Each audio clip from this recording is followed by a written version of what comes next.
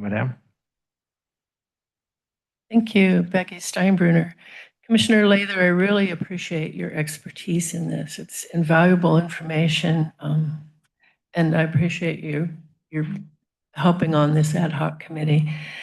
I remember hearing at a Board of Supervisor, County Board of Supervisor meeting some years ago, great protest from some of the customers of the Trestle Beach because they were experiencing a proposed rate increase.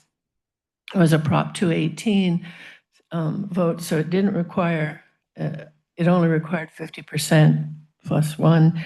But the people were mortified by the huge increase in their assessments. It was thousands of dollars and was going to put a financial strain on many of them.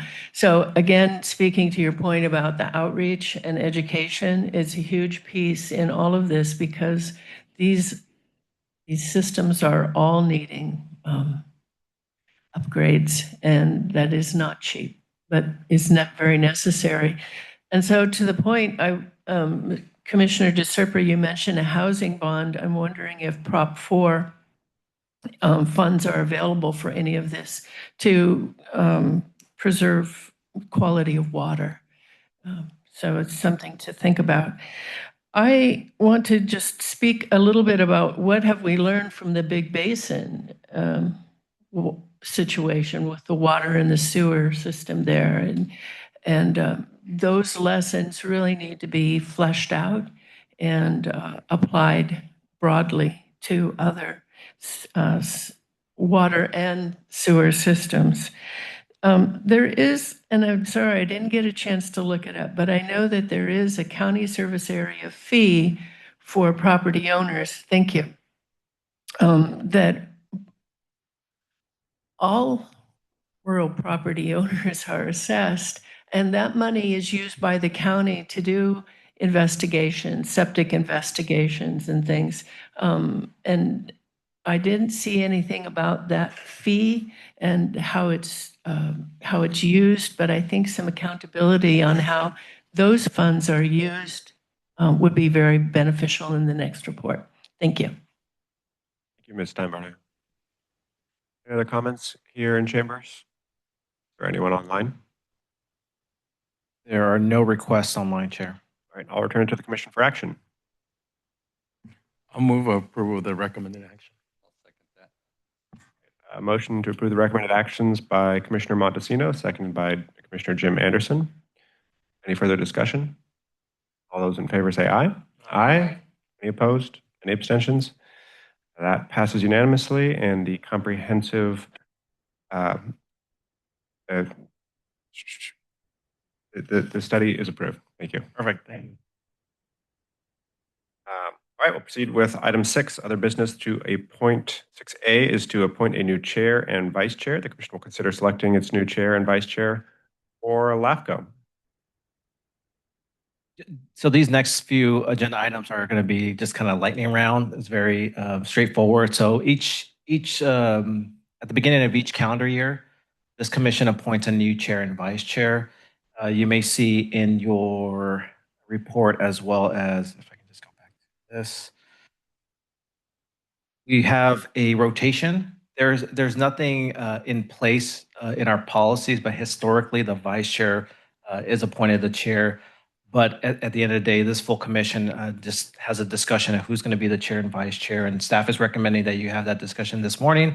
And the decision that you make, the new chair and vice chair will be seated at our next meeting in March. So, Chair, that concludes my brief presentation. Again, where staff is just asking for you to appoint 2 commissioners to be our next chair and vice chair. And I'll be happy to answer any questions. Thank you. Any comments or questions from commissioners? Any comments from members of the public? All right. Any nominations? Sure. Roger Anderson.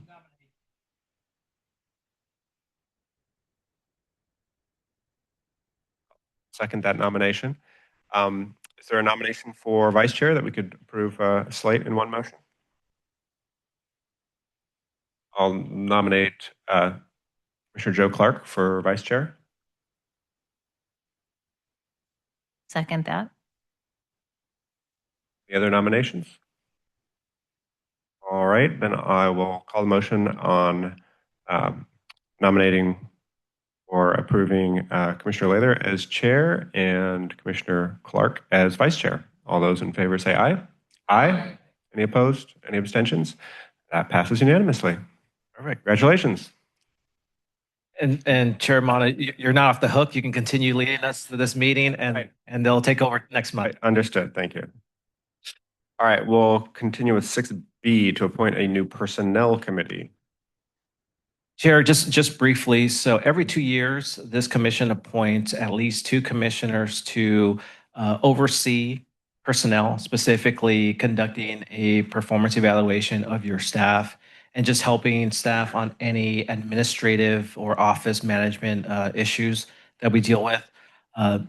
We meet maybe once, twice a month, twice a year. So it's not a heavy burden to the commission, but it's an important role. Specifically when we discuss of what was accomplished the past calendar year and what are the goals for the upcoming year.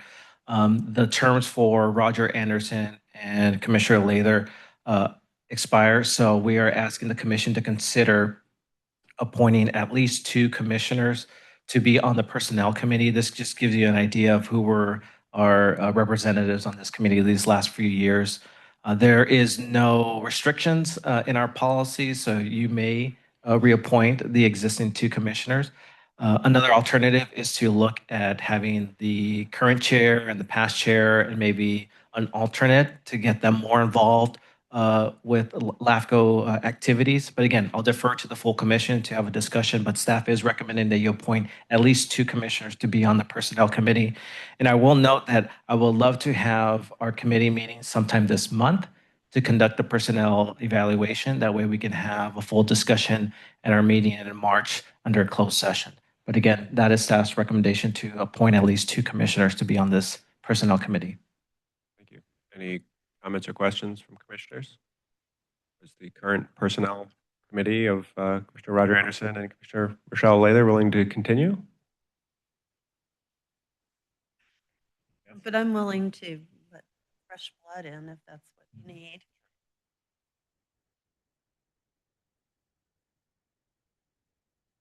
Which is not a bad thing. I'm sorry. According to looking at the list, I've been on its committee for a long time. But I'm certainly willing to serve again.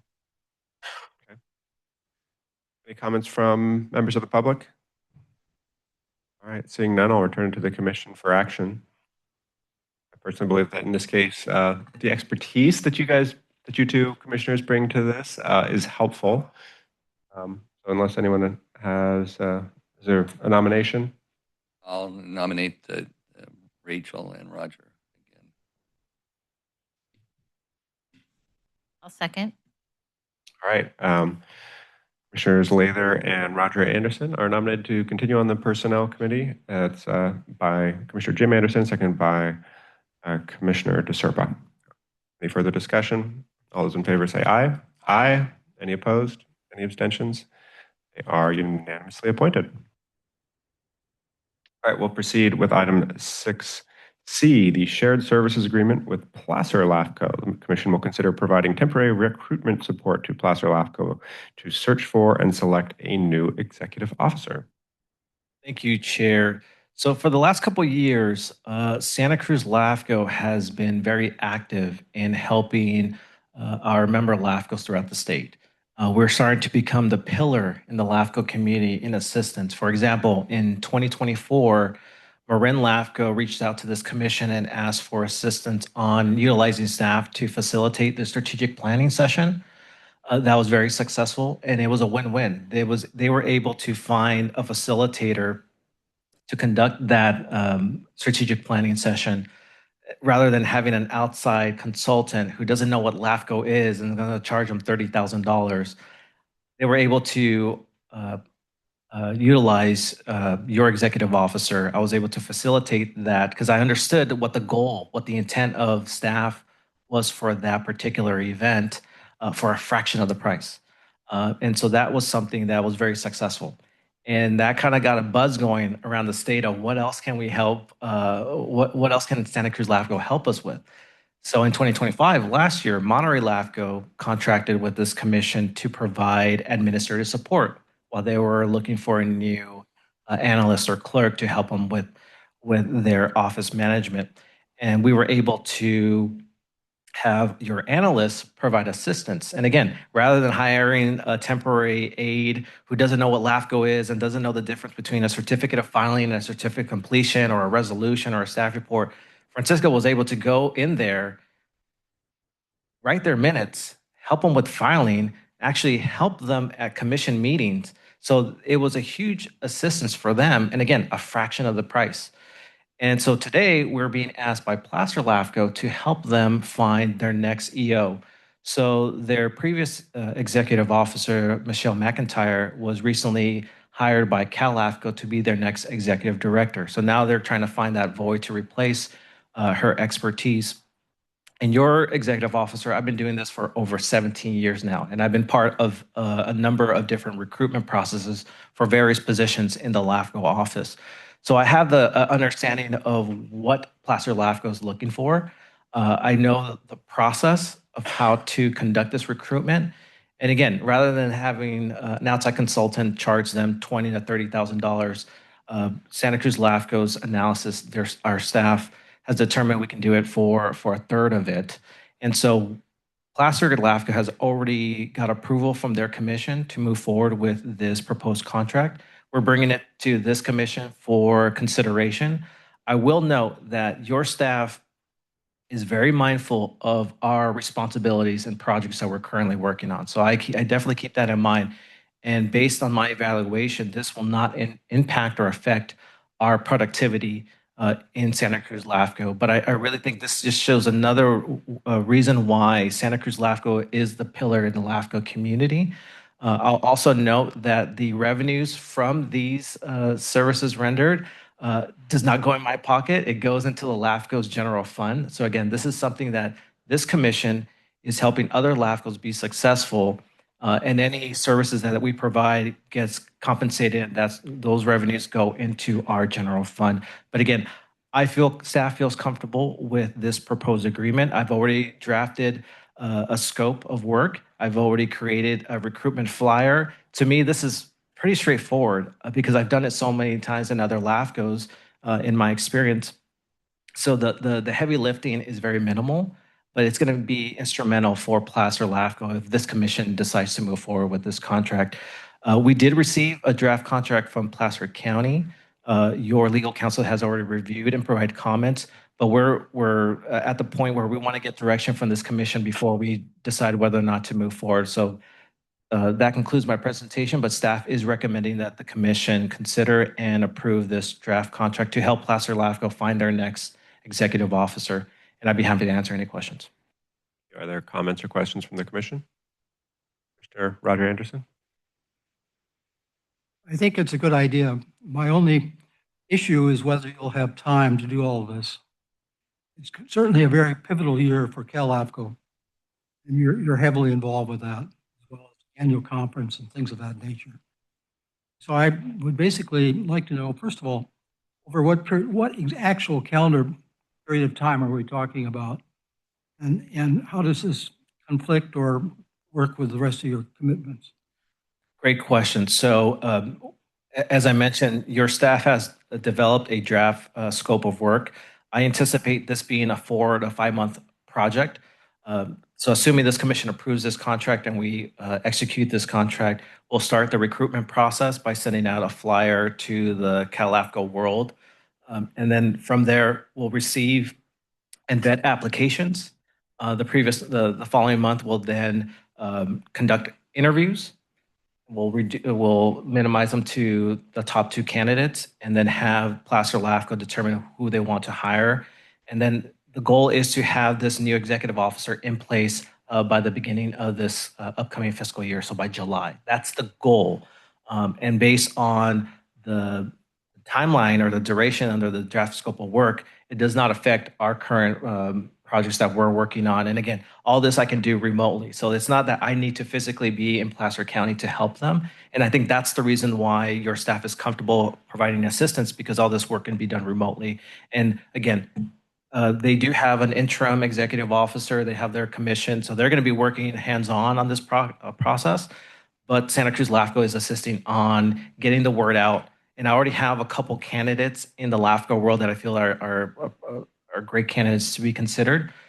But I kind of have that idea already in place where I kind of know where to search. And that's very helpful for Placer LAFCO as they're looking for their next EO. So to answer your question, this is a 4 or 5 month process. We already have it kind of lined up of the milestones in place, and we're hoping to find someone by the end of June and have them in place by July. Other comments or questions from commissioners? Commissioner Jim Anderson.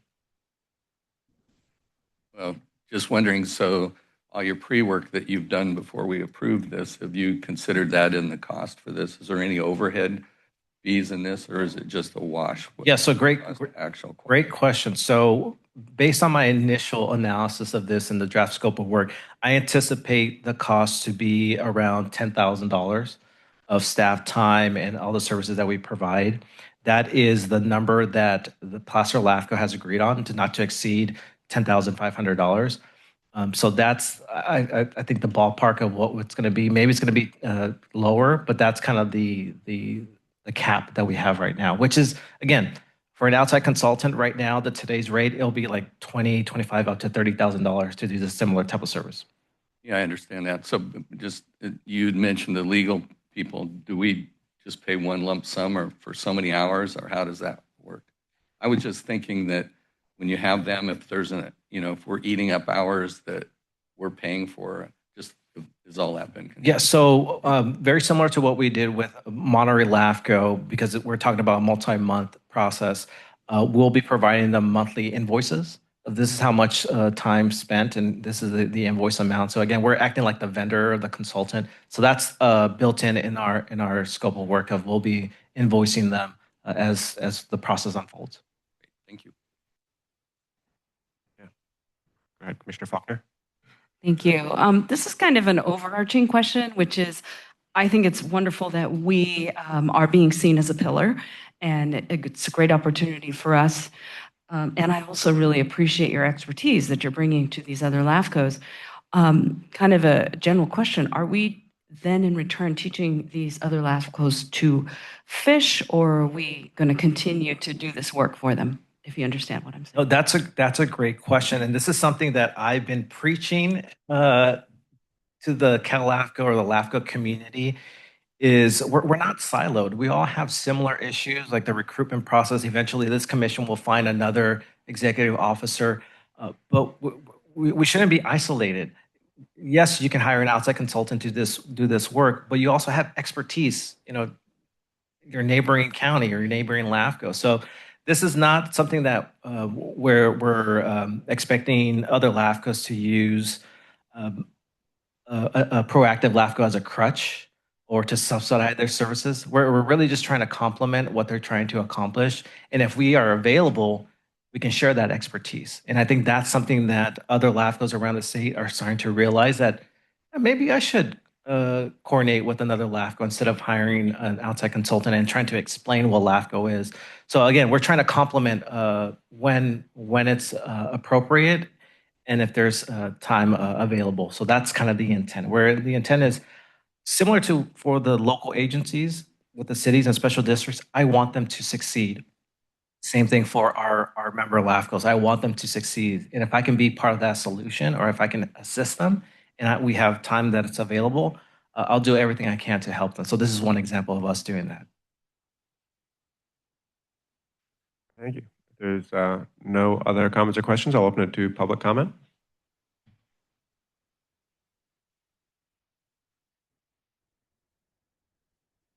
Thank you, Becky Steinbruner. I agree with Commissioner Faulkner. It is great that this county is gaining notoriety in LAFCO world, but I do worry that it will present ongoing pressure on staff to offer this service at a time when we have very big issues coming up in our own county. We've just seen the Behemoth Sanitation District report that took an amazing amount of work. There are others coming up, the water districts, and certainly all of the issues coming up now on the horizon with the fire districts. So I worry, and Mr. Estrada is still, are you still helping Monterey County? No, you're not? Okay, well, that's good. Because I worry. I don't want you guys to get burnt out. And I think you did say when, Mr. Serrano, when you have the time, you have such a kind heart and want to help people succeed that I would worry that you would say yes when it's going to put too much of a strain on you and your family. So I also have a question about how it works when you, in effect, become a consultant.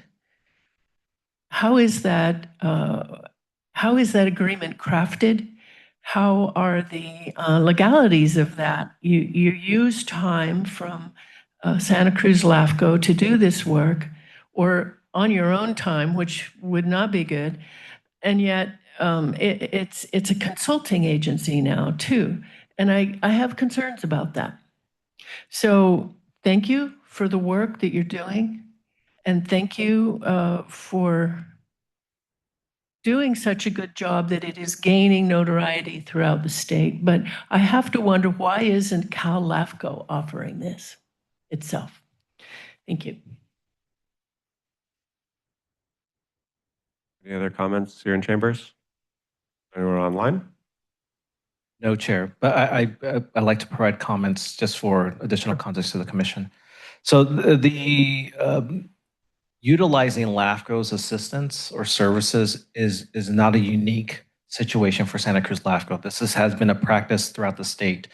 And again, the shared services agreement with Monterey LAFCO or with Marin LAFCO, with other LAFCOs, your legal counsel has vetted it, has looked at the language they implemented. For example, the Monterey LAFCO, your legal counsel crafted that agreement. So it's something that is a common practice in the LAFCO community.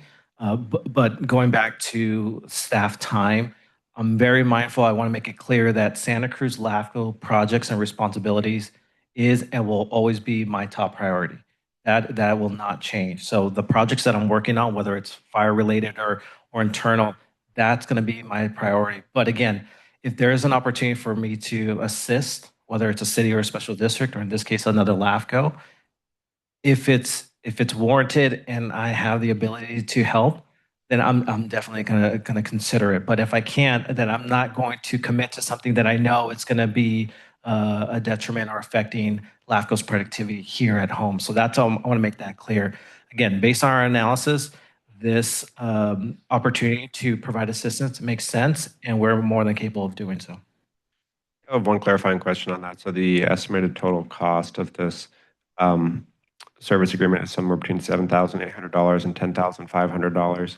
Is that cost determined, looking at the estimated hours and directly providing that service at cost, right? Or is there like some? Our catch-all was staff time, any mileage reimbursements, printing out copies, or just anything associated to this. We kind of had a range of $7,000 to $10,000, and again, we kind of used the Monterey LAFCO as an example of our staff time. So that's how it's a catch-all for all of it. And again, we had that conversation with legal counsel, and they felt it was appropriate as well. Okay, and we're not making a profit off of our time. That is no, that's not the case. We're not a for-profit LAFCO. It's just to make sure that it offsets our expenses. Okay, so effectively what we're doing here is sort of selling our excess capacity, if you will. Exactly. All right, thanks. Any other comments or questions from commissioners? Commissioner Lather? I used to be afraid to ask questions, believe it or not. One of the things that I think came up that I'd like to give you more work. Okay. So if you're going to help a LAFCO with something like this, I think that you need to do a presentation so that you can present to other LAFCOs what the process was, what you did, how you did it, and why. Because that way you're training them to do their own in the future. Because it is easy if we go, oh, Joe will do anything. It's like, what was that Wheaties commercial or something? Mikey will eat anything, or, you know, I do think that that could be something that you get stuck with. And so it would be good to do something like that to educate. Sure. And this is something that the recruitment process has been a session topic in not only the CalAFCO annual conference, but staff workshops. And your staff has been part of those because I've been advocating to LAFCOs, you need to prepare for a succession plan. This is how Orange LAFCO does it. This is how Napa LAFCO does it. So we've done that type of educational workshops at the CalAFCO workshops and conferences. But I think this particular case study or agreement, assuming this commission approves it, will be another case study to present to the CalAFCO world. All right, is there a motion? I move for approval. Motion by Commissioner Montesino, seconded by Commissioner Jim Anderson to approve the recommended actions. All those in favor say aye. Aye. Any opposed? Any abstentions? That passes unanimously, and the draft contract approving the temporary assistance to Placer LAFCO is approved. Thank you. We'll proceed with item D, 6D, the Cal LAFCO update. Speaking of LAFCO providing assistance, this is something that it's near and dear to my heart because I've been a cheerleader for Cal LAFCO, which is the state association for the LAFCOs, the 58 LAFCOs in the county. Historically, it has been a resource for member LAFCOs, but these last few years, they've kind of lost their way. And so to the point that in 2024, there were actions taken that really upset member LAFCOs to the point that up to 8 LAFCOs did not renew their membership. So we are down to, I think, 49 or so. And that's unfortunate because we want to make sure that Cal LAFCO represents all 58 LAFCOs. So this past year, there has been some improvement. Your staff has been appointed as the regional officer. There's 4 regions in Cal LAFCO. We are in the coastal region, and I have been appointed to be the representative for the coastal region LAFCOs. There's 15 LAFCOs in our region, and I've been working very hard to regain that trust with the full 58 LAFCOs. And improvements have been made this past calendar year. We updated the bylaws and policies to enhance communication with the member LAFCOs. As I mentioned earlier, they hired a new executive director. And one of the key steps was that Cal LAFCO changed its bylaws by a vote of the member LAFCOs to appoint the regional officers as voting members on the Cal LAFCO board of directors. That's the first ever that's happened, having staff being a voting member on that board, because we're trying to make sure that Cal LAFCO and the board is looking out for the memberships, that they want to address what the membership's concerns are. So that's something that we've been working very hard to accomplish. But there's more that needs to be done. There's the upcoming actions, and let me just get this out of the way. There is going to be an upcoming special meeting later this month that will ask the membership to vote on having EOs being eligible to be on the board of directors. Again, your staffs around the state, for example, myself, I've been doing this for 17 years, and a lot of the EOs have been there for decades. So we want to make sure that we have a voice for staff and the membership on the board. Again, the elected officials are great, but you have term limits. And so we have EOs that have been around for decades. We have that institutional knowledge, and we want to make sure that we are able to fully utilize that expertise. So we're asking the membership to allow EOs to be eligible for the board. Not to replace elected officials, but again, to have an additional option. If there's a vacancy and there's no elected officials available, EO can step in. Another thing that we're asking at this special meeting is to remove the seat designation. So instead of we need to have someone from the county, from the district, from the city, from the public to be in each region.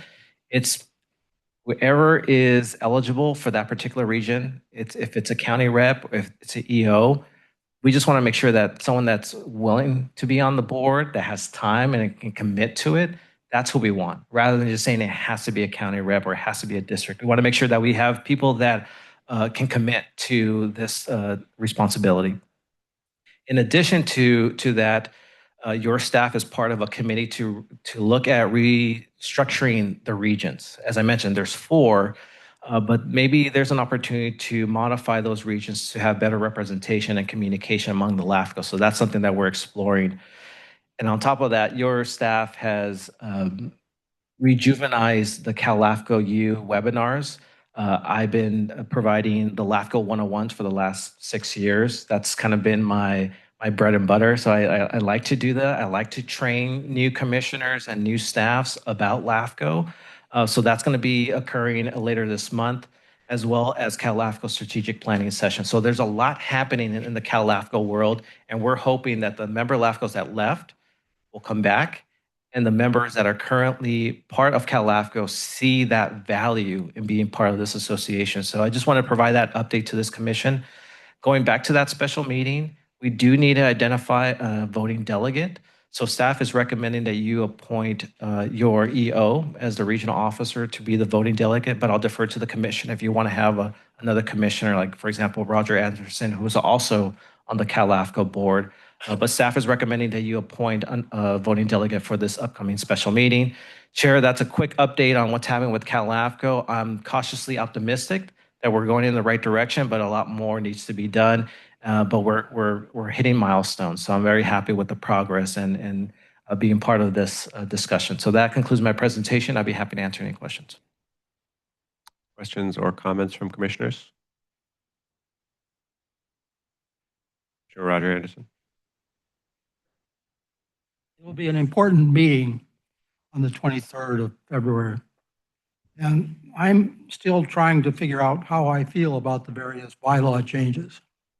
I'd like to share a few of those today, just to get your own reactions and to help me make my own decision about what should be done. The first thing is about the getting rid of seats on the commission or on the board. Right now, there are a certain number of seats reserved for public, special district, city, and county members. These would disappear under these bylaws. Now, I'm not completely opposed to this idea, but I thought that one of the reasons that Cal LAFCO has some strength is because it represents this broad swath of various types of members.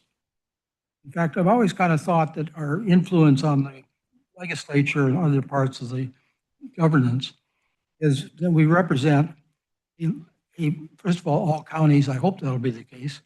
But more importantly, that the mix of commissioners are the ones which actually deal with the problems and vote on the individual basis for what is important.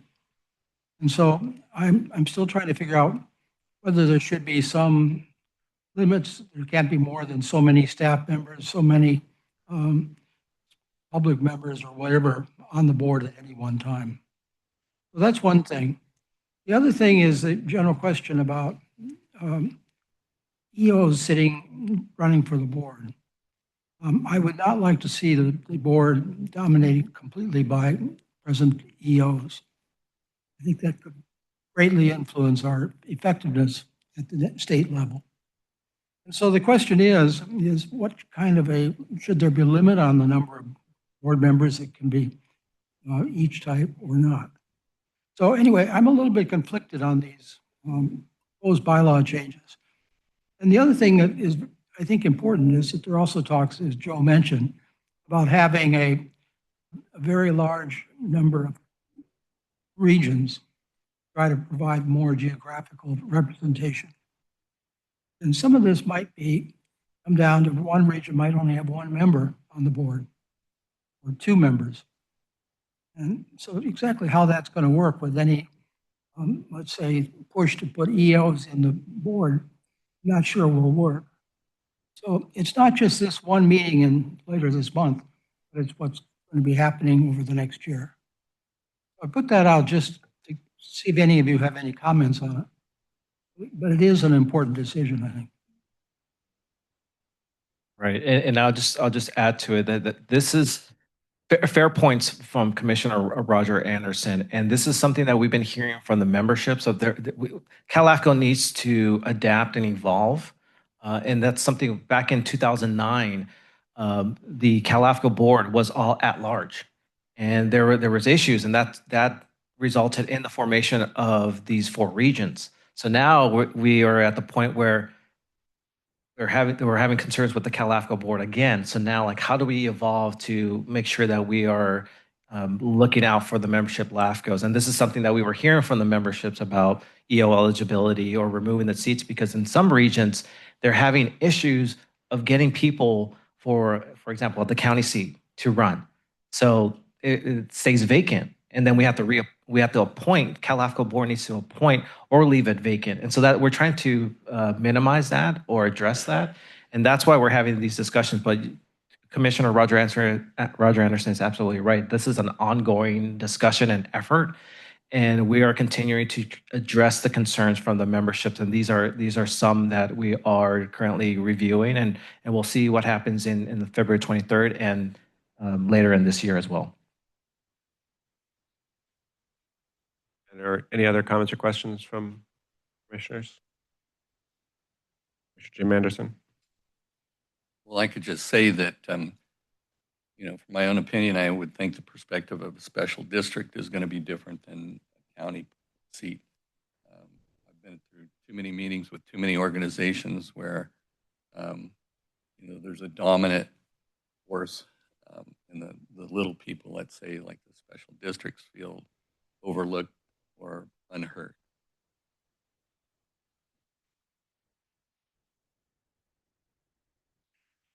All right. If there's no other questions from the commission, I'll open it to public comment. Seeing none here in the room. Is there anyone online? There's no request online. All right. I'll return it to the commission for action. I believe what we need to do here today is at minimum appoint a delegate for the February 23rd meeting.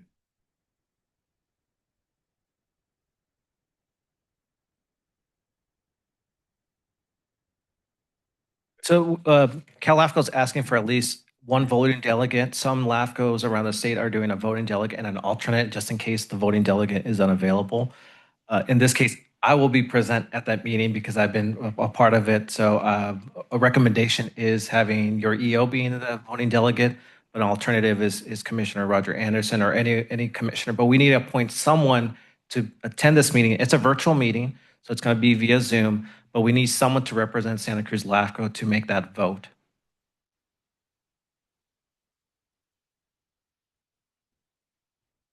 And Commissioner Roger Anderson, are you able or planning on attending the meeting? I'm planning on attending, yes. Right.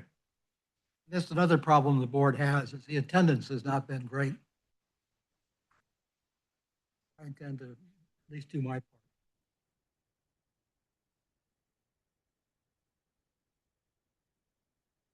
The LAFCOs that have disengaged themselves with the Cal LAFCO, are they going to be in attendance?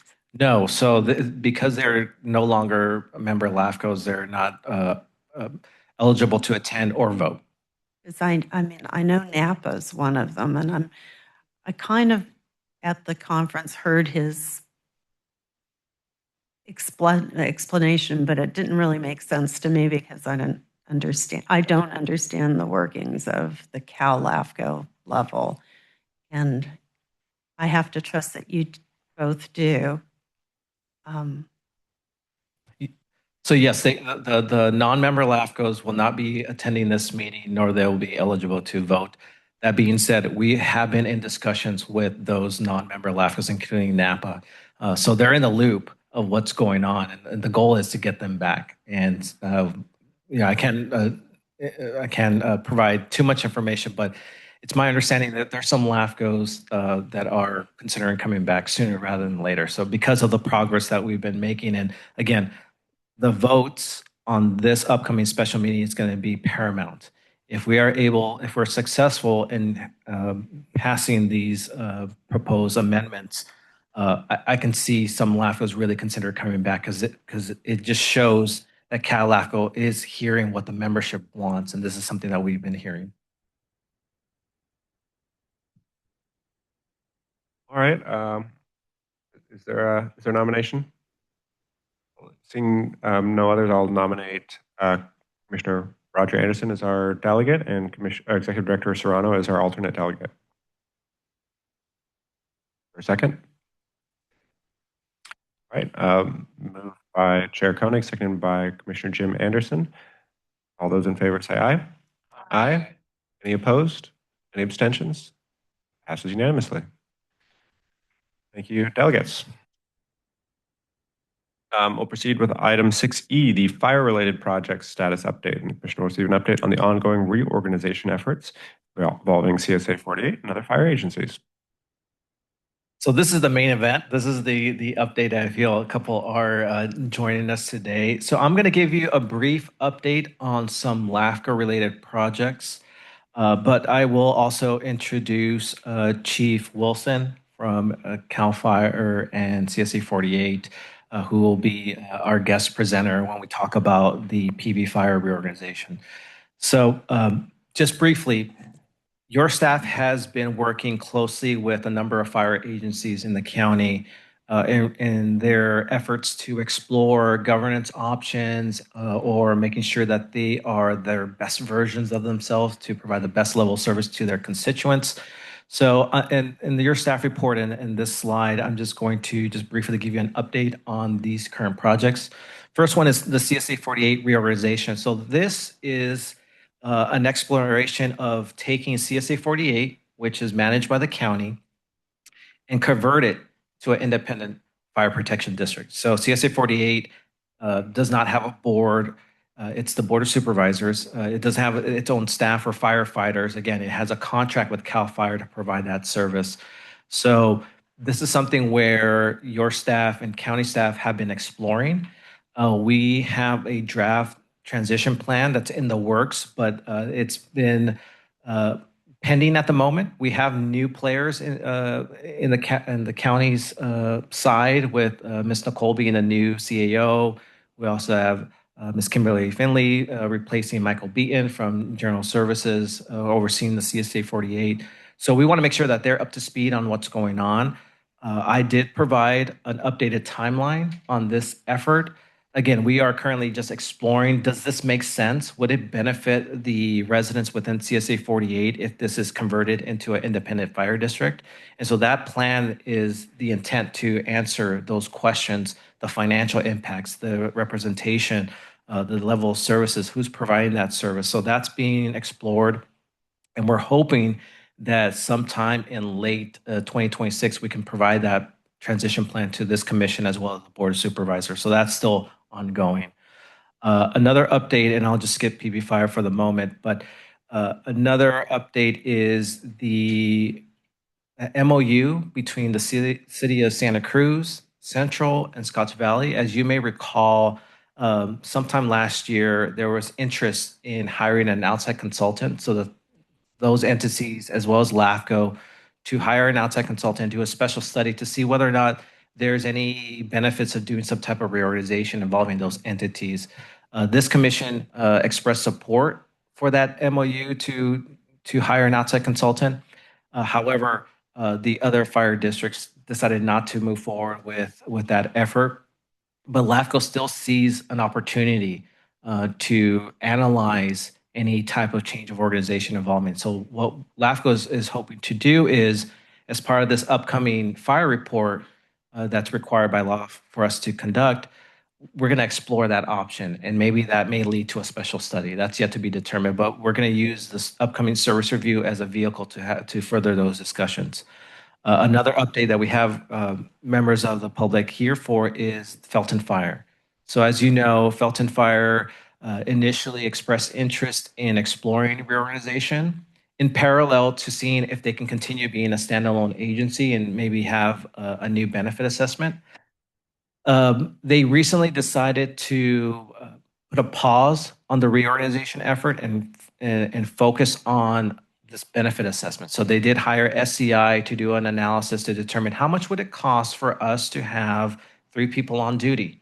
and what would be the financial impact to the residents? It's my understanding that the Felton Fire now has a calculations from SEI on the financial impact.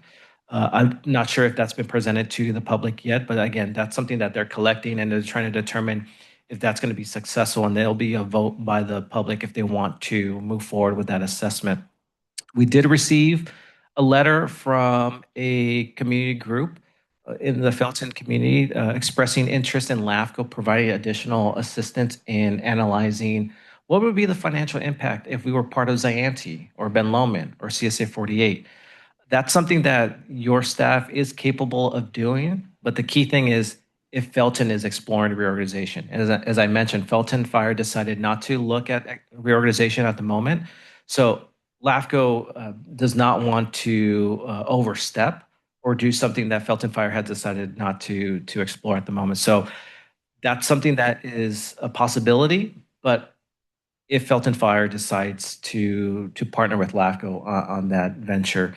But I did want to acknowledge the committee's effort or the community's effort to get more information, to be educated on what's going on, what the financial impacts are. I am scheduled to meet with that resident group next week to continue our dialogue because there's a lot of synergy. At the end of the day, we want to make sure that the Felton community gets the best level of service possible. If that's from Felton Fire, great. But if it's from someone else, that's also should be considered. And then lastly, PV Fire. So the PV Fire Protection District submitted an application to LAFCO early last year to dissolve themselves and be part of CSA 48. And so we have Chief Wilson who will give you kind of an overview of how did we get to this point. But I do have an updated timeline regarding the PV Fire. One of the things that we are required by law is to get a will-serve letter from the county indicating that they're willing and capable of assuming this responsibility. And so that's something that's pending. I think the key thing is to provide information to the public. So as part of this staff report, we are now providing a 5-year financial analysis that was conducted by the county, CAL FIRE, and LAFCO to produce. We also show the financial impact per parcel owner, so residents can now see how much it'll cost if they are part of CSA 48, or how much it would have been if they had a benefit assessment for PV Fire. It's my understanding that PV Fire has decided not to move forward with the benefit assessment, but we still have that information, so that way they can compare. Oh, well, it'll cost me $500 to be with CSA 48. It'll cost me $1,000 to be with PV Fire. Those are just numbers I'm throwing out there. It just varies, but again, it shows you that comparison. But with that being said, before I go into the LAFCO process, I do want to invite Chief Wilson to come up and really explain how did we get to this point? Why did PV Fire decide to reorganize? So Chief Wilson, I'll defer to you. Good morning, board. Judd Wilson. I am the fire chief for Pajaro Valley, as well as a few other in the county, but I'm talking for Pajaro Valley today. So as Joe said, how did we get here? So I'm going to give a brief history of Pajaro Valley and operations we have today and our revenue challenges. So prior to 1994, Pajaro Valley was actually 2 different fire districts. So there was Salsa Puedes and Freedom. And then in 1994, LAFCO made the recommendation for them to do a consolidation. And they did that. They became Pajaro Valley Fire. About 4 years later, they were looking at services and seeing that fiscally they could not afford their own folks. So they contracted with CAL FIRE, CDF at that time, where we provide administration, operational oversight, staffing, and training, where the elected board, Chair Martone is here, maintains the local governance of the fire district. So that happened in 1997. And then we're here today. Excuse me, actually I have one out of row there. So 97, when that occurred, the tax was $33 for each parcel. Today, that tax is $33 per parcel for the fire. So $142,000 and $6 is what the district pulls in on their fire tax. In 2024, the board moved forward with a 218 measure. Unfortunately, And the goal of that measure was to maintain 3.0 staffing, which at that time the district had, long-term equipment and infrastructure outlook for at least a 10-year projection to make sure that we can maintain equipment, replace equipment, rebuild stations, put new roofs on, et cetera, and again, maintaining that service. However, on March 19th, that was an unsuccessful 218. The weighted vote carried it under the 50% plus one vote that was necessary. So that brings us to 2025, last year. And in June, the board decided, let's try again for a 218. We weren't successful last year, but we really want 3.0. We had moved staffing down to 2.0. So we reduced our staffing on the fire engine, which jeopardizes the safety of the firefighters. It reduces the service to the community. A lot of calls. It's a very rural area out there, so you need all hands on deck. So the board moved forward with that. As we went through the process, we saw as staff and the board that we were not going to be successful based on some challenges we were seeing with the 218. So in October, the board paused moving forward with the 218. Some of those things were rising fee amounts. So initially the fee was going to be $160. We were looking at up to $206 or greater in just a year difference based on apparatus costs, firefighter costs, all of those things. Tax fatigue is something that's real. So we were seeing that around the state. 218s that once were successful were not passing. So that was a downward slide. And our consultant said for us to successfully pass that, we would almost need 100% participation of yes votes from single family dwellings able to even pass the measure. So we put a pause on it. So that leads us to today. Our current operations in Pajaro Valley, it is the largest fire district in the county, serving 52 square miles, 18,000 residents. Daily staffing right now, we have one battalion chief on. We have an engine that is staffed 2.0 some days, and then there's good days where we have 3.0. So the board was kind enough to do a little bit of creative financing to make sure we added one additional person at the station on the staff. So some days we have 3.0 staffing, which is great for our personnel, and we have our fire marshal. They respond to an average of 1,600 calls a year. So all of these challenges bring us to today. So next on the path is discuss reorganization, which was a recommendation from LAFCO for CSA 48. That would allow 3.0 staffing, continuity of services, hopefully long-term fiscal responsibility for the district. I'm happy to answer any questions. Thank you, Chief. And I'll just add that we're still at the preliminary stage of the LAFCO process. We did receive an application from the district, but I think the next key step is now that we have all this data available to the public, is to conduct these educational workshops. So LAFCO is more than happy to facilitate and host with PV Fire and with the county. But again, to educate to the residents of why reorganization is being considered, why this reorganization will benefit them, because we want to make sure that we articulate this will be a better level of service. Again, right now PV Fire is providing a 2-person on duty level of service. Ideally, they want to have 3.0. Under the CSA 48 model, they'll be able to have that 3.0 staffing, which is what the intent is from PV Fire of looking at this reorganization, because they're looking at what's best for their community. But we need to articulate that. So that's why LAFCO, as part of this timeline, is to host educational workshops. Once we educate the residents, I think the next step would be for the county to consider that will-serve letter. It's my understanding that county staff wants to present it to the Board of Supervisors. So that way it's being discussed, there's transparency, but to make it clear that PV Fire is the one that initiate this, it's the one that's leading this. The county is playing a role, but this is not a hostile takeover. The county's not pushing this. This is a collaboration among the affected agencies, and LAFCO is the one facilitating these discussions. So I really appreciate Chief Wilson's kind of summary of how we got to this point. We also have a board member and Chair Dave Martone present if there's any questions. But Chair, this is something that there's a lot going on in the fire world. And I feel this is the right time for this commission to form an ad hoc committee to help your LAFCO staff be successful in these conversations. So as part of this staff report, there is a recommendation that the commission form an ad hoc committee and appoint at least 2 commissioners to be part of these discussions.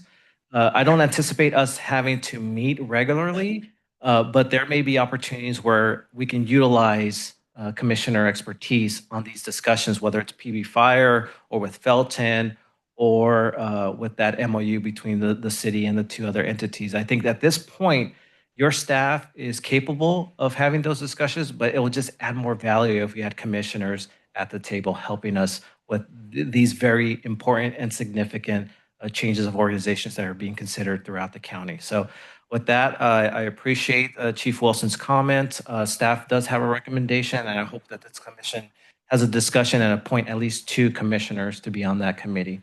Chair, that concludes our presentation, and we're happy to answer any questions. Executive Director LAFCO, thank you, Chief Wilson. Other comments or questions from commissioners? Commissioner Jim Anderson. Good afternoon, Chief. Question. So the CAL FIRE contract, one engine will cover 1,600 calls a year. Currently, the CAL FIRE contract for Pajaro Valley, yes. Okay. And so you get to the 3,145 so the CAL FIRE CSA 48 fund is 1,855, 720.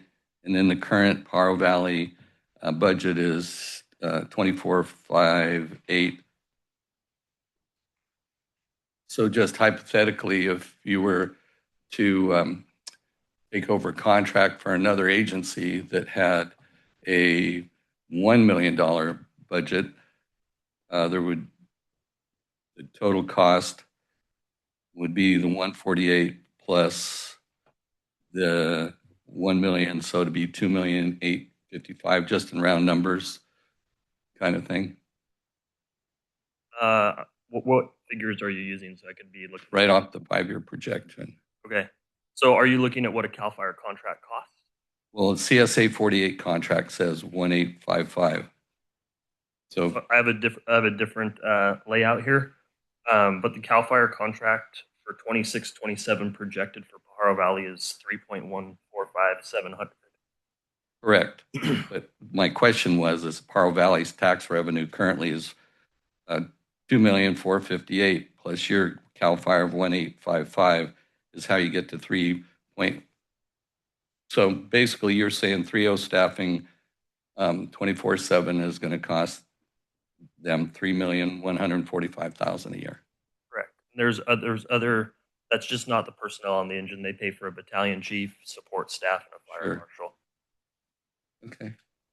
And then, if I'm reading this right, and anybody could answer, so the excess or residual per year is going to be $734,882, and it's going to be north of $700,000 a year. So for 5 years, 5 7's 35, $3.5 million excess. With the trying to get 218s passed and things like that, and the you used a term I'm not familiar with, but the tax whatever fatigue, yeah, is a big deal. As you know, Felton is going through that, and the tax rate that we're expecting or needing to operate is real a sensitive issue to everybody. And, that's why we've hired SCI, and then we have another consultant that's looking at our numbers that we came up with to sustain 24/7 3.0 staffing, maintenance, blah, blah, blah, is in line. And he's going to characterize it as if he thinks it's like a minimal or a medium or, that. But I don't think in any of our calculations we're expecting any kind of residual or excess. Some people call it carryover. Felton Fire, for instance, has like $1 million carryover, but it's been over multiple years we've had that to build that carryover. So thank you for your answers there. And for the commission, I just will note that this 5-year financial analysis, again, it's just there's a lot of factors, and it's projections. Right? But the key thing of this analysis was, is this going to be a negative financial impact to the county under CSA 48? Our analysis shows that no, there is enough revenue stream to offset the proposed expenses if CSA 48 were to assume this responsibility. And with the carryover amount or the surplus or whatever you want to call it, I think it's significant because, as you know, with fire protection, you need to have funds available in case of apparatuses or improvements to facilities. So it's important that there is some type of carryover. But again, this is something that is allowing us to see, does this make financial sense for the county and and CSA 48 to even entertain this idea? And we're able to at least show that it's not going to be a financial impact to CSA 48. So that way we can continue this conversation. I understand that completely, but I just wanted to make the point that being a fire commissioner and a former fireman for years, I understand the expense, and that's the problem we have explaining to the public nowadays is the escalating cost and the need, because you never know what's going to come up. Exactly. I sit on SCFAG, the County Fire Agency's Oversight Commission for Workman's Comp, and it's exorbitant. I mean, it's, one of our county fire departments pays over $1 million a year in Workman's Comp. It's not getting less every year. So I did note that according to your footnotes that the revenue has a 4% increase each year. And then the services contract down below is a 2% a year. So, just for the public, that a few years ago you could get an engine for $500,000 and you could get it in a year and a half, and now they're probably $1 million, and it takes you 4 or 5 years to get it on a good day. So, thank you. Other comments or questions from commissioners? Mr. Faulkner? Thank you. I'm just curious to know, and it sounds like these are estimates at this time, again, to give comfort to the county to know that they're not going to be losing money on this project. One of the things I was thinking about is with this fund excess, are these carryovers, as you called them, if, for example, there are expenses that we know may be needed in the future, and so you want to create that fund, wouldn't you then include that in the budget in the future rather than have this kind of as an excess that then the population is paying out of pocket into a slush fund? So that fund balance excess that is shown there. We have not looked at because we have not received a will serve as Pajaro Valley yet from the county. I'm assuming the county, Pajaro Valley, and LAFCO would look at what the county is currently doing under CSA 48 and their long-term projections, saving for apparatus, et cetera, and that would roll in as it would be additional station added to the CSA 48 portfolio, you could say, for department. Yeah, and that, there's potential for improved services with that money. Different staffing models. I'm not here to speak for the county, CSA 48, but they're under an Amador program. So they don't have fully time 24/7 staffed apparatus within the county. CAL FIRE goes from peak to base for that 3-month period. The county funds the firefighters on the apparatus. So they have 5 stations they fund the firefighters for. So there's some opportunity to increase services and provide a better product to the community with these type of reorganization. Okay, great. And I'll just add so this is a high level analysis. As this process unfolds and assuming that LAFCO deems this project complete and we get all that information, including but not limited to the will serve letter, we can modify this analysis to be more detailed and concrete. So we'll have better figures. But again, this is a good starting point to not only provide to the county, but to the public. This is what the anticipated revenue stream is going to be. This is anticipated expenses. So we can kind of see if this makes sense for now or not. And right now, it does make financial sense, but those specifics, that's what we need to address as we explore this reorganization. So we're still at the exploration process, but this is a good start of showing what the numbers are. And again, these are variables and factors that we'll need to specify as we move along and evaluate this proposed reorganization. Commissioner Jim Anderson. One other thing just to add, so this is EMT level. There's non-paramedic, and talk about escalating costs. So most of the big paid fire departments have at least one paramedic on a engine per shift, and where they have three, Scotch Valley's staffing is all paramedic. And to add one person with the three shifts is $1 million just about. Their paramedic, top step paramedic level. So this is good fire coverage. CAL FIRE has a great history. I'm just saying that I'm just talking expense here. There's a lot further in expense you could go if you want to pay for the level of service. It is a lot and this is something that we want to inform the residents of the nuances of operating a fire district in today's world. And you've heard me say this before. Well, what worked 50 years ago just doesn't work now. And so these fire districts are continuing to evolve. And PV Fire is another example of they are a result of a previous consolidation. So this mindset of looking at an alternative way of providing services is not new. But it's just educating the residents of why we're doing this, because we want to make sure that they're getting the best level of service possible. So, fair point. Can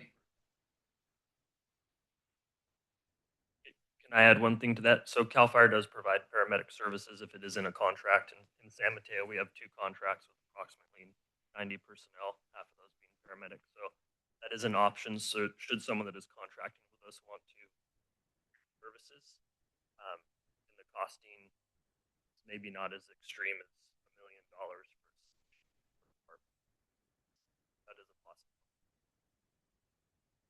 Mr. Faulkner.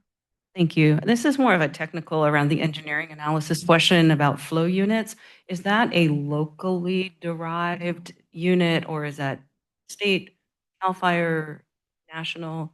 Not familiar with fire flow units. We hired the engineer because they're the professionals, so I'm not going to speak, but it is specific to the area in which they are applying it to based on station location and a bunch of other determining factors.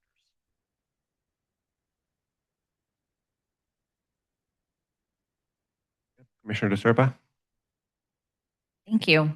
You were almost going to say something. I don't know if you remembered what your thought was when Mr. Anderson was talking. I I'm rebuttal curious. just with CAL FIRE contracting. A paramedic is only X dollars more because you already have the personnel there.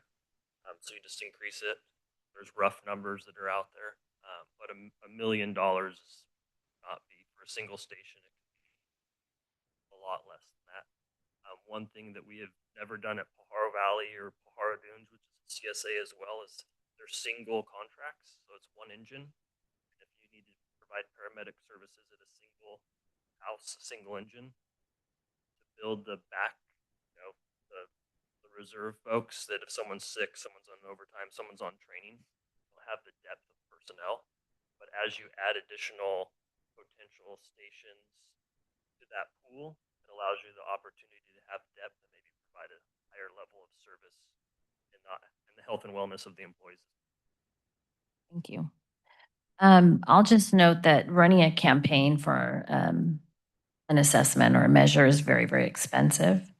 And typically, fire stations are running so lean, or fire districts are running so lean, it's so expensive to run a campaign, to do the mailers, to do the outreach, to hire the consultants. So I understand why you might not have wanted to go out for another assessment that may or may not get funded. I think the other thing I'll say is that I represent part of this district, PV Fire's area.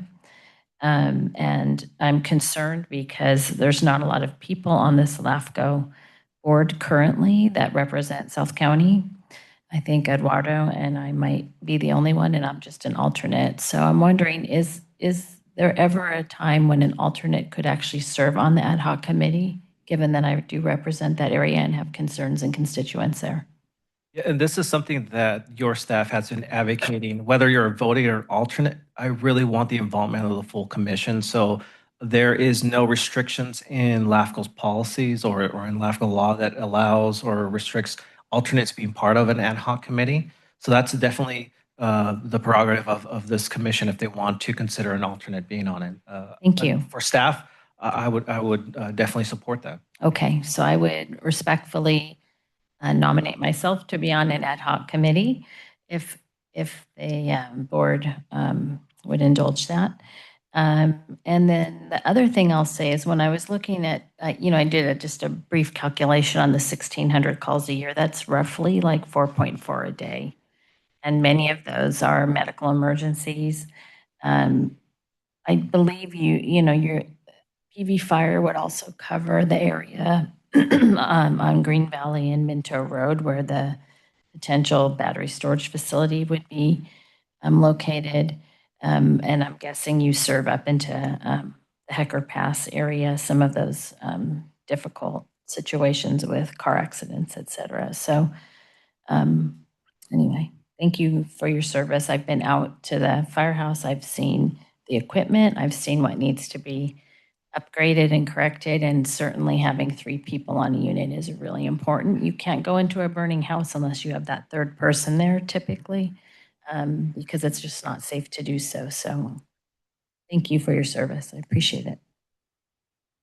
Jim Anderson. Yeah, Chief Wilson brought up the thing I want to clarify. If you have an existing firefighter and you want to upgrade them to a paramedic, it is less money.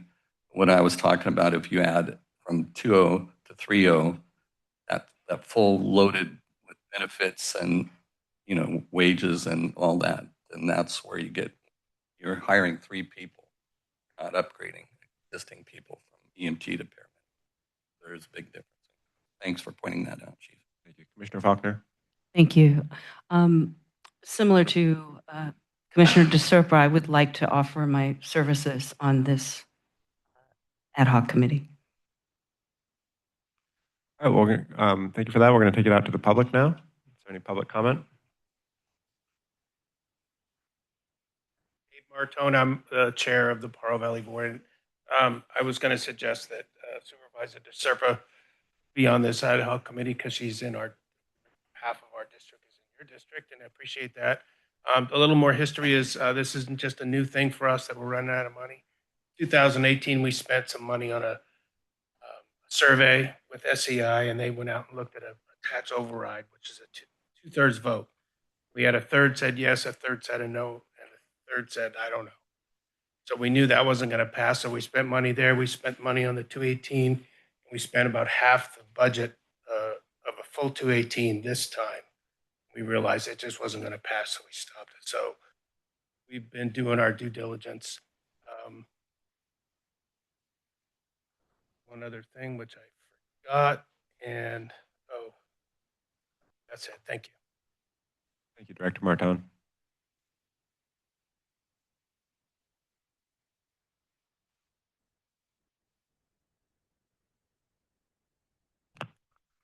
Good morning. My name is Liz Taylor Selling. I'm a 40-year resident of Felton, and I'm a member of the Felton Committee for Felton Committee for Emergency Response. And I just wanted to let you know that we've been meeting regularly since June or August, somewhere in there. And our goal is to be the community's voice on issues having to do with fire response as we go through this transition. Our goal is to work with the entire community to get a solution that meets the community's needs. and a variety of things have been presented to us, even in your LAFCO report of last year. So I just wanted to let you know we're here. Have one person also here who has been active in this, and there are several people online on Zoom today. Wanted to thank you for putting so much energy into this issue. I know this is an issue that's been building for years, and now it seems to be coming to a head in a number of localities in the county. We did submit a letter to you, which is in your packet, and a request for assistance.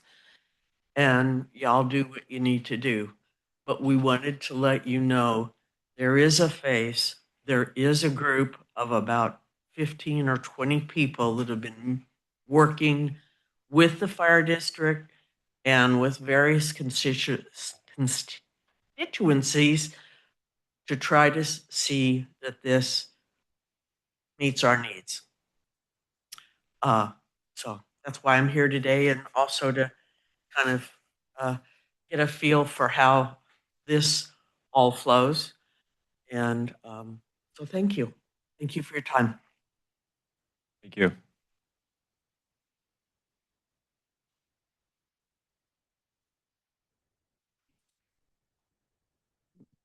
Before you start the clock, is this the time to speak only about the actions with Pajaro Valley Fire, or is it about all of the fire agencies?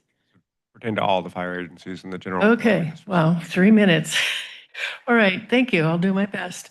I want to point out first that this county gets a lot of money every year from the state in Proposition 172, public safety money, $29 million last year. 0 of it goes to fund fire districts, and that's an issue our county supervisors really need to address. Our fire agencies are struggling financially, and the supervisors have the ability to change the allocation and give some of that money to the fire agencies. So I hope those of you on the commission will seriously consider that. One thing that I had a question about in the assessment of Pajaro Valley fires, assessments with CSA 48 versus the independent, is those numbers didn't make sense. Some of them were higher, some of them were lower, and especially given some of the facts that have been uncovered about erroneous assessments, I think we really need to take a good look at that. And perhaps Ms. Finley here in the audience will address that. The other thing with Pajaro Valley Fires, they have a contract that they're actually canceling with the city of Watsonville for medical calls in certain areas, and that needs to be factored in here. And I've not heard anything addressed. The other issue that Commissioner DeSerpa brought was the proposed battery energy storage plant on Minto Road. That could potentially also provide a lot of revenue for Pajaro Valley Fire. I understand that they are working with a consultant to evaluate what those costs would be, charges would be for the developer. And they're going to need a ladder truck. They cannot rely solely on the ladder truck from Watsonville. So there are a lot of unknowns in that area. The other unknown is the very expensive interoperability radio system. It is hugely expensive, and the fire districts cannot afford this. And it's going to set up a real disparate situation with those who can and those who can't. And the county needs to look at this too. It's a huge expense that will affect all of the fire agencies and perhaps the level of service with interoperability. I want to know, we also need to factor in the PERS costs that would be an issue here in all of these fire districts, Felton versus Zianti, things like that. And when and how would the county fire department provide a will serve letter? I have great concern Thank you, Ms. Steinbrenner. about the Board of Supervisors being the Board of Directors for county fire. I feel that there's not a good level of representation for county fire residents with the Board of Supervisors as our decision makers. Thank you.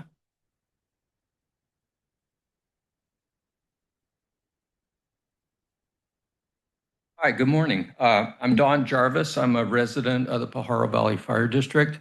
Also happen to be a retired fire chief and sometimes fire consultant. I'm gonna address my comments to the 5-year financial projections. But before I get there, I want to tell you that I'm 100% in favor of this reorganization, Pajaro Valley Fire District with CSA 48. It's a necessary thing to do in order to assure adequate and sustainable fire services in the Pajaro Valley. However, there's a couple of problems that this financial document here, which I very much appreciate Mr. Serrano providing. It illuminates some real problems. Number one is that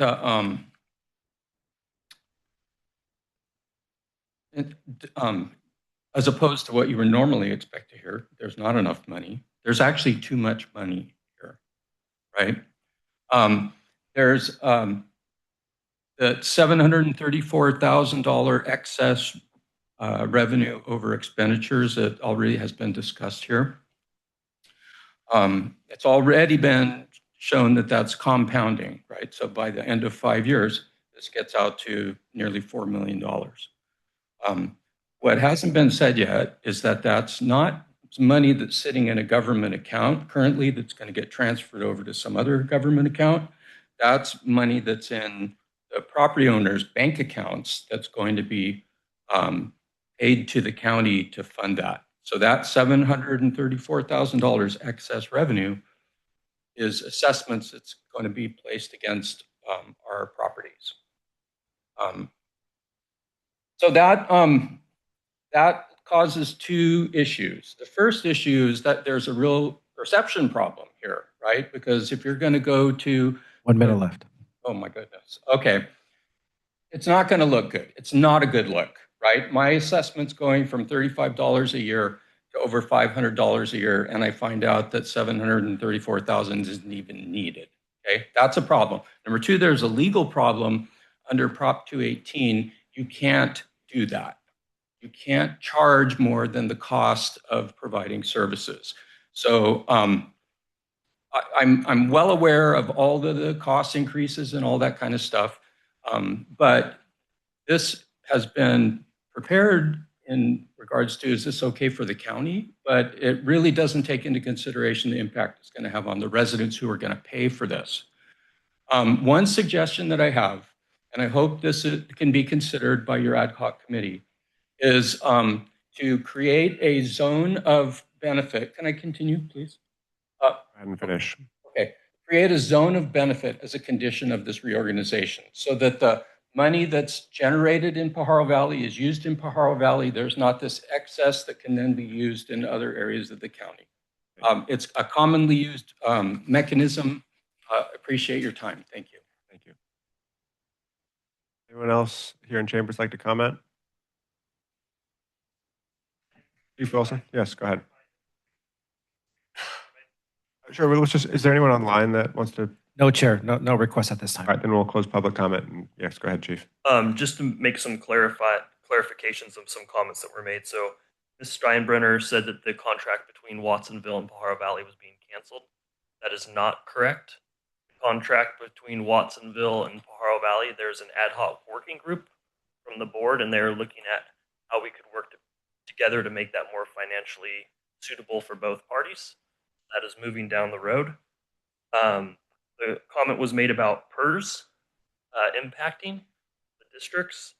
When you contract with CAL FIRE, the rate of PERS is included, and the entity does not have any long-term liability liability when contracting with PERS. So Pajaro Valley does have PERS liability of about $51,000. That is from previous Salsa Quetis and Freedom Fire members prior to 1997. And then we do also, Becky mentioned the BESS working group, or BESS. We have a working group at Pajaro Valley that is extremely active, takes up quite a bit of time. I think we're going to be holding maybe our 12th meeting Friday, where we've been bringing in professionals from the whole realm, all spectrums of BESS, to come up with a great idea on how we can, as Pajaro Valley, make sure that the impact is minimal to the constituents. And Mr. Jarvis mentioned that there's compounding every single year. That has to be voted on by the governing board, that increase is accepted when it's a CPI. So if it was noticed that there was a large reserve being formed and it was not necessary, the board could vote to postpone raising that increase back, similar to what they've done with the CSA 4. Those are my clarifications. Thank you. Thanks, Chief. All right, I'll return to the commission for action. Before we have action, I would like to put my name in there if we could ask staff if 3 members could be involved in the ad hoc. Yes, and that was something I just got a question as well. So just for clarification, under the proposed ad hoc committee, staff is recommending that no more than 3. Because after 3, then that would be, we have to make sure we have to fulfill the Brown Act requirements, but having up to 3 would be the max for this committee.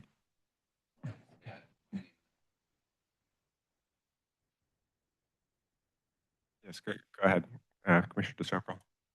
Well, I'll just say that I think it's really important to have South County representation on this ad hoc committee. And so I also think if Eduardo Montesino would be interested, I think having representation from the Watsonville area is very important.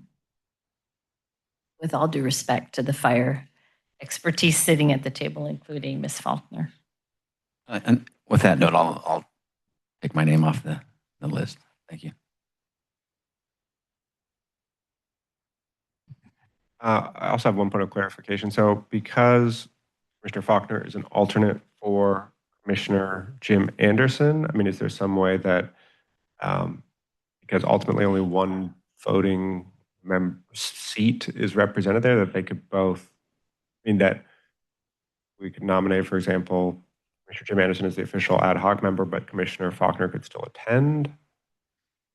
Again, in order for us to have any meetings, regardless of their alternates or voting, we want to make sure that we have no more than 3. So if it's hypothetically 3 alternates, that's fine, but it's as long as it's no more than 3 commissioners. But I've seen, this is like the first time I've ever seen so much interest in being an ad hoc committee. So this is great.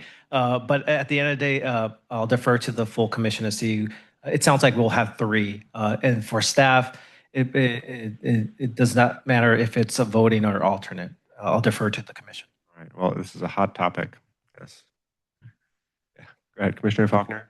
Thank you. I just want to express my desire to represent the largest fire agency and to bring aspects from Central Fire. And we do extend down to South County with La Selva. So I think it's an important voice to include in this meeting and ad hoc committee. Sure. Yes, or a nomination is acceptable. Well, it's a lifelong valley. At Santa Cruz County, I've worked in, throughout the county and familiar with it. I have a lot of friends in Watsonville. I am probably, as far as the board go, have the most fire experience, and this is going to be a fire ad hoc committee. And I do have a compassion, have worked for CDF before it was CAL FIRE. So I have an intimate knowledge, and I've met with Pajaro Valley, and I'm well aware of theirs, and Felton Fire is going through the same thing. So I understand the PERS liability, the ring that the county is dealing with, and all that. So I would consider myself somewhat of a subject matter expert in fire and life, 75 years in Santa Cruz County. I just want to make a motion, I don't want to make any campaign speeches. By all means, Commissioner You know, Montesino. I make a motion that Commissioner Rogers, Jim? Jim Anderson, sorry, and the SERPA and myself serve as a AHA committee. So it'll be my motion with the recommended actions. Second. We have a motion from Commissioner Montesino, seconded by Commissioner DeSerpa for ad hoc committee consisting of Commissioner Jim Anderson, Commissioner Montesino, and Commissioner DeSerpa. Any further discussion? Seeing none. It was seconded by Commissioner DeSerpa. Moved by Commissioner Montesino. Okay, all those in favor say aye. Aye. Any opposed? Any abstentions? That passes unanimously. Thank you, everyone, for the thorough report and discussion. We'll proceed with item 6F, the comprehensive quarterly report, where the Commission will receive an update on active proposals, scheduled service reviews, budgetary performance, and other LAFCO activities. Chair, we'll just keep this very brief. This is just an ongoing, regular update to the Commission on projects that we worked on, meetings that we have attended, service reviews that are coming up. The main thing that I want to present to this Commission is our financial, our budget. At the end of the second quarter, we already exceeded the anticipated revenue amount that we were expecting, and we only exhausted 36% of our anticipated expenses. So we're in a great shape with the LAFCO budget. This is an informational item, so no action is required, but staff is more than happy to answer any questions. But again, this is just an update on what your staff has been working on this past 3 months. Comments or questions from commissioners? Okay, seeing none. Any comment from members of the public? Seeing none here in chambers. Is there anyone online? There are no requests online. All right. This is just an informational item. So if there's no other discussion, see with item 7, written correspondence. Chair, we have not received any written correspondence, so no actions required. All right, thank you. Item 8, press articles. We identified some press articles. One that I just want to bring up that we did not add. Some of you may remember former Board of Supervisor John Leopold. There was just an article that was published that he won a Grammy. How cool is that? So we'll add that article in the next agenda packet. But I was pleasantly surprised when I saw it. That suit was very killer. Yeah, but this is an informational item, so no actions required. All right, thank you very much. So one of us has to win an Oscar to top that. Item 9, Commissioner's business. Any commissioner want to share anything? Yes, Commissioner Lather. It's my day, I guess. I just wanted to share that the California's Special District Association, we've formed a new group, I guess association? Chapter. And I should know that because I'm the chair of the chapter. I'm still getting used to all the people's names, so I can't tell you everybody that's on the board, but we do have a member of a fire district. We have a member. Our chapter is Santa Cruz County and San Benito County, so we have somebody from San Benito County, and then water, and I think it's, some other special district. It must be a park district or something. And so we're going to have our first meeting next week as a board, and I just wanted to tell you that because it's kind of a milestone. Yes, and LAFCO is going to be presenting at not the next meeting, but in May, we're going to do an educational workshop, and we're going to tie it with the chapter. So I'm really happy that the special districts were able to form this other venue for further discussions and sharing ideas and thoughts. Thanks. Any other commissioner reports? Seeing none, that brings us to adjournment. Thank you, Chair. Thank you, Commission. Thank you.